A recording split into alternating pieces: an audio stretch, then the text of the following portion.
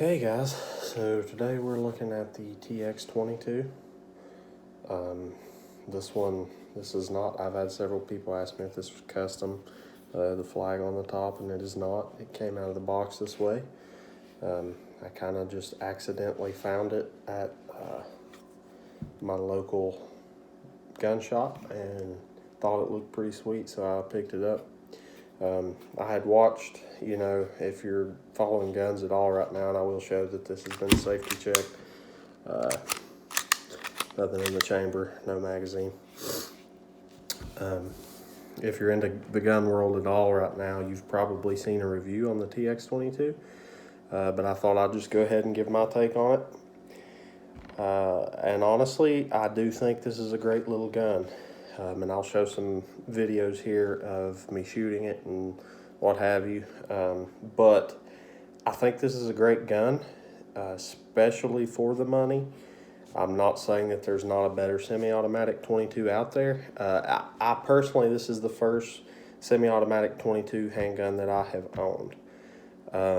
So I have been very impressed by it. I have shot the Smith & Wesson M&P 22 as well, and was similarly impressed, but I'll go through and maybe, I'm not going to do a comparison today, but maybe point out some things that I specifically like with the TX22, and maybe a couple things that stuck out to me about it, more so than on the M&P. So I actually just shot it, so I'm going to show you how to break it down. Right here below or above the trigger guard, you're going to find this little lever. You just semi-cock back the slide, pull the lever down, push forward, pull the trigger, and it just breaks right down. So really simple. I think that's definitely a pro of this gun, is that it's very simple, not only to operate but to clean and to break apart. So here is your recoil spring. It's just going to pop right out off the top of the barrel. One-piece recoil spring, I like that. And then your barrel just drops right out. You have to slide it forward a little bit and drops right out. I think it's about a 4.3 inch barrel. I can get the exact specs on that. And then the slide. So the most interesting thing about this gun to me is that it's so light. The barrel is the only solid metal piece that you have in this gun, or heavy metal piece that you have in this gun. That's really the heaviest part. And then with your slide, I believe we have an aluminum slide here, so very light slide. The pullback is great on it, and then we'll just go ahead and reassemble the weapon here. Barrel slides right back in. Recoil spring back in. There we go. And voila, we have our slide reassembled, and then we'll just put that back on top of the gun here. You just have to find where the slots align, and pull it back, and we are reassembled. Okay, so one thing I want to mention that I love about this gun is this trigger. Man, it's got a good trigger. So I'll just, before I say anything about it, I'll just show you. It just pulls back to about right there. There's your wall. If you can see this little pin here moving, that's as far as you have to go to find the wall, is about right there. And then, but the best part is this reset. It's right there. And that's super short. If you've shot many handguns at all, you know that this gun has a super short reset. We'll show you one more time. Also, another thing is just the ergonomic of the gun. It has this little like ridge indentation to make comfort in your grip. And I have pretty large hands, so that just really feels comfortable in my palm. And then you have the high finger groove here, and that gives me plenty of space to have a 3-finger grip down there and get that middle finger right above that grip. So it's just all very comfortable. It feels like this was molded to my hand, honestly. So it's a really good grip on this gun. And the texture is semi-rough, but not like, you know, wildly abrasive or anything. So it's good enough to get a good grip on it. Doesn't feel at all like it's going to slip out of your hand, but it's not crazy abrasive either. One thing that I noticed with the M&P, if you've looked at it at all, you know that it has like a 2-piece trigger, externally at least. And so there's the top plastic piece, and then there's a little split right here, and the bottom part of the trigger swings back before you start actually pulling the trigger. So to me, I wasn't a huge fan of that with the TX22, and I'll just show you one more time just since we're talking about that again. It is a little spongy at first. I own some guns with a fantastic trigger. Take the Canik TP9SF Elite. I own that gun, or really any of the Canik 9mm. They have an excellent trigger, and if you've shot one, you know that. So this trigger isn't that, because this is actually just a plastic piece covering the actual trigger, excuse me. So when you pull this trigger, you're getting a little bit of sponginess at first. It's not as crisp as it possibly could be.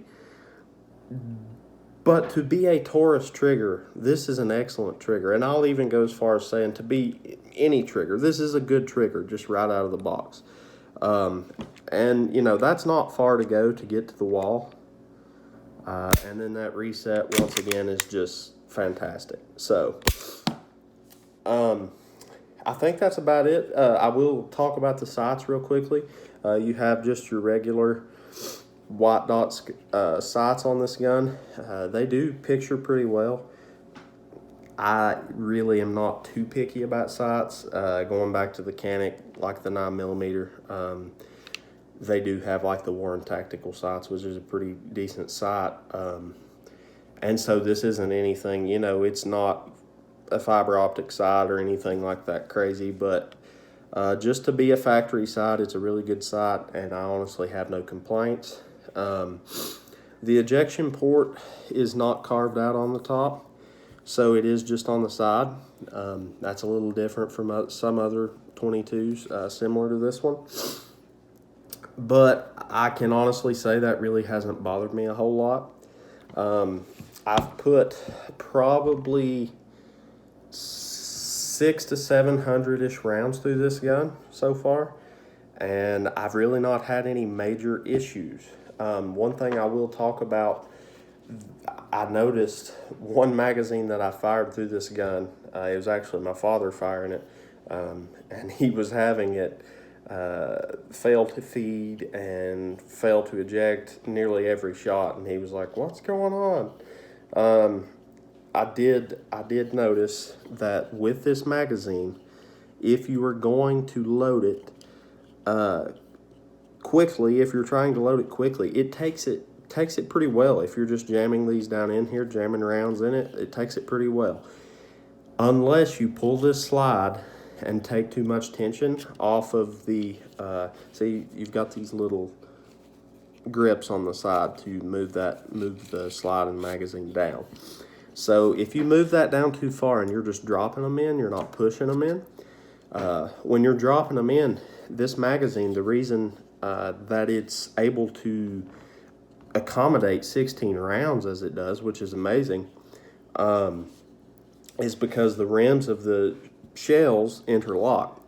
And so when you load this gun, the shells get pushed to either side. It alternates, and they push to either side of the magazine in the back. And so if you're taking all the tension off this magazine and just dropping them in, they want to nosedive when they're fed back up to the gun. So they're not going to feed into the gun properly. That is really the only issue that I have found, other than what was ammo related. Some weak rounds or whatever. Some dud rounds didn't want to go off. Still had a good mark on the round. So I honestly have no complaints about this gun. I know, like with the Glock 44, I've seen a lot of reviews, and I can't speak from personal experience. I have seen a lot of reviews and talked to people who personally own the Glock 44, and they said that, maybe it had some more serious issues than what we're discussing here today. This gun, I don't see any issues like that. With the Glock 44, some of the most talked about issues is like that is pretty picky on ammo, and that even more so finicky about how you load the magazine. So, with the Taurus, that's not too big an issue to just not pull down. I mean, common sense tells you anyways. I was just kind of trying to take best advantage of this little slide on the side of the magazine. But common sense, really, if you've shot many guns, tells you that you have to keep tension on the round as you load it. But now with the Glock 44 magazines, I've seen that they're even more finicky than this one on how you can load them and how you cannot without having issues. And also the type of ammo used. I have shot Remington Thunderbolt, some basic like Aguila. I've shot CCI pistol match, CCI mini mag, and some Winchester hollow points. I've shot literally a little bit of everything, and I may even be leaving one or two out. And I've really not had any gun-related issues with shooting any of those ammos. So I believe I've also shot some Federal. So any of your major ammos for 22 long rifle, I have pretty much shot through this gun and hadn't had any issues related to the gun being able to feed that type of ammo or fire that type of ammo. So it's not a picky eater. And, with the Glock 44, I have heard that is an issue, that it's pretty picky on what it eats. I will talk about this, and I guess that'll pretty much wrap it up. There is a manual safety. Some people are, pro-manual safety. Some people are anti-manual safety. I will show you there's nothing in the gun. It's been safety checked. But I'll just slide that safety up. It is ambidextrous, so you have it on both sides. Also with the mag release, this is for a right-handed shooter, this is where your thumb would rest. So the mag release is pretty good. I think it can be switched to be ambidextrous as well, and I'll just show you. It drops pretty well. I wouldn't say it springs out, like some I've seen. It doesn't shoot it into the sky or anything, but it is a pretty good mag release. I do wish that it was protruding a little more prominently, and I'll show you there. It just barely clears this little contour in the gun, and I do wish that it would protrude a little more prominently right there. But it's not an issue. You just kind of had to dig a little more than what I would like to. You do have your front rails for mounting whatever you wanted to, and then you have your serrations on the front and back of the slide as well. A really cool looking gun for what it's worth. It's a really nice feeling looking gun, very nice to shoot, low recoil, all the great things that come to be expected with a 22 long rifle. It's cheap to shoot, a lot of fun. You can put a lot of rounds through it for little to nothing. And overall, I have to say this is an excellent gun. I think they retail from like $250 to $350, pretty much is what you're going to pay for one of these. So if you find one and you want something that's just cheap to shoot, something, just kind of to throw around, it is I will go as far as to say that it has been a reliable weapon for me. I haven't had any issues with it that would make me nervous about pulling the trigger on this thing. So it's a good little 22 gun, and if you want something that's just cheap to shoot, fun to kind of just get out and blow off a lot of rounds with, I definitely recommend this gun. And if you have anything, contrary to what I've said, factually, please drop it in the comments below, and I would like to know it. Because I'm not being paid by anybody to do this review, just a gun owner who enjoys this, and this is my first review. So if you enjoyed the review, please like, comment, and subscribe. And I will leave it at that. God bless you all, and keep buying guns.